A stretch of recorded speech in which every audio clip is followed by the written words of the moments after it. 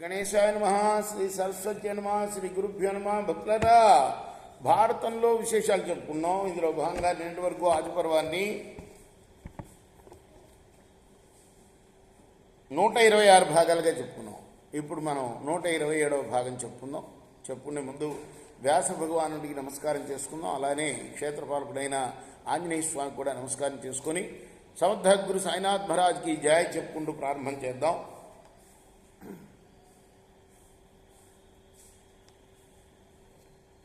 ఆ తర్వాత శత్రురాజధానులన్నింటినీ గెలిచి అనేక కానుకల్ని తీసుకొచ్చేశారు కదా. ధర్మరాజుని యువరాజుని చేసిన తర్వాత అర్జునుడు, భీముడు వీళ్ళందరూ కూడాను అన్ని దిక్కులకు వెళ్ళి రాజ్యాలని జయించి సంపదలను తెచ్చారు. వాళ్ళ నాన్నగారు చేసిన పనే చేశారు.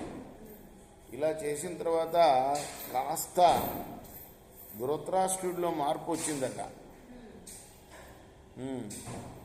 ఈర్ష్య, అంటే తన కొడుకులు కన్నా గొప్పవాళ్ళు వీళ్ళు అనే భావన మనసులో వచ్చేసింది. నిద్ర పట్టలేదుట ఒక రాత్రి ఎంతకి.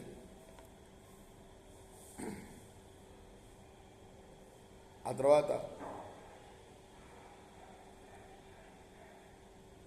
మంత్రి శ్రేష్ఠుడైన కణికుణ్ణి పిలిపించాట ధృతరాష్ట్రుడు. పిలిపించి, పాండవులు దినదినాభివృద్ధి చెందుతున్నారు, వారిపై నాకు అసూయ కలుగుతుంది,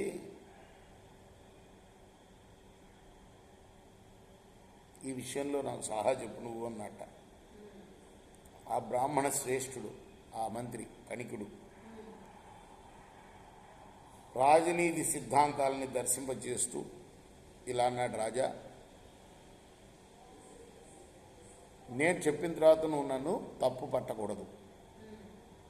రాజు ఎప్పుడు కూడా దండాన్ని ఎత్తిపట్టే ఉండాలి, నిత్యము పౌరుషాన్ని ప్రకటిస్తూనే ఉండాలి, తన లోపాలని బయటపడనీయకూడదు, శత్రువుల లోపాలని దర్శించగలగాలి, ఇతరుల దుర్బలతలని గ్రహించి దానికి అనుగుణంగా ఉద్యమించాలి. శత్రువు తన లోపాలని గ్రహించలేనంత జాగరూకుడై రాజు మెలగాలి. శత్రువుల లోపాలు బయటపడితే తప్పక అతనిపై దండెత్తాలి. తాబేలు ఏ విధంగా అయితే తన అంగాలను ముడుచుకుని ఉంటుందో రాజు తన సప్తాంగాల్ని కూడా రక్షించుకోవాలి.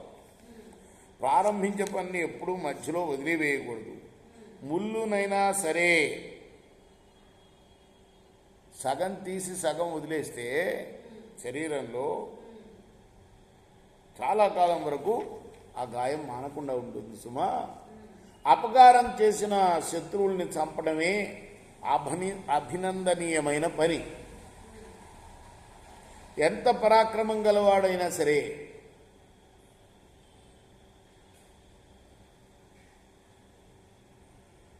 వాడు కనుక ఏదన్నా ఇబ్బందుల్లో ఉంటే వాడిని దెబ్బతీయవచ్చు. అది అంటే పరాక్రమం అడ్డు రాదు. ఎప్పుడు వాడు ఏదన్నా ఇబ్బందుల్లో పడినప్పుడు ఆ పరాక్రమం ఎక్కువగా నిలవదన్నమాట. అది చెప్తున్నారు. ఎంత గొప్ప యోధుడినైనా సరే వాడు విపత్తులో ఉంటే వాడిని తేలిగ్గా చంపవచ్చు. విపత్కాలంలో ఉన్న శత్రువులపై దండయాత్ర చేయాలి. శత్రువు దుర్బలుడైన ఏ రీతిగానూ అతన్ని ఉపేక్షించకూడదు. వీడేం చేస్తాడులే అని శత్రువుని గురించి ఎప్పుడూ తక్కువ చూడకూడదు. చిన్న నిప్పురవైనా సరే ఆశ్రయం దొరికితే మొత్తం అడవినే తగలబెడుతుంది. తనకు అనువుగా ఉన్నప్పుడు శత్రువుల దోషాలను చూడకుండా గుడ్డిగానే ఉండాలి. అనువు కానప్పుడు, అనువుగా ఉన్నప్పుడు కాదు, తప్పు చెప్పాను నేను. అనువు కానప్పుడు, తనకు అనువుగాని కాలంలో గుడ్డిగానే ఉండాలి. వాడు ఈ దోషం చేశాడు నా పట్ల అనే భావం ఉండకూడదు. అలానే తనకు తగని వేళల్లో మరి నిందా వచనాలనైనా కూడా ఎవరన్నా నింద చేసినా కూడా విననట్లే ఊరుకోవాలి. కడిక నీతి అంటారు, అది చదువుకుంటున్నాను.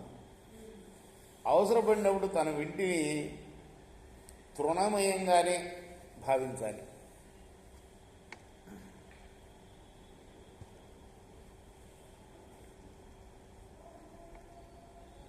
అల్ప జంతువులకు నమ్మకం కలిగేదాకా నిద్ర నటిస్తున్న మృగంలాగా అసమర్థుడిలాగానే కనిపించాలి.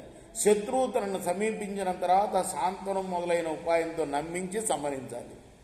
ఆ శత్రువు శరణ కోరినా కూడా జాలి పడకూడదు. శత్రువును చంపినప్పుడే రాజుకు కలత ఉండదు, చంపకపోతే నిత్యం భయమే రాజుకి. ఇలా కణిక నీతి చాలా ఉంది. రేపు మనం కొనసాగిద్దాం. కృష్ణార్పణ.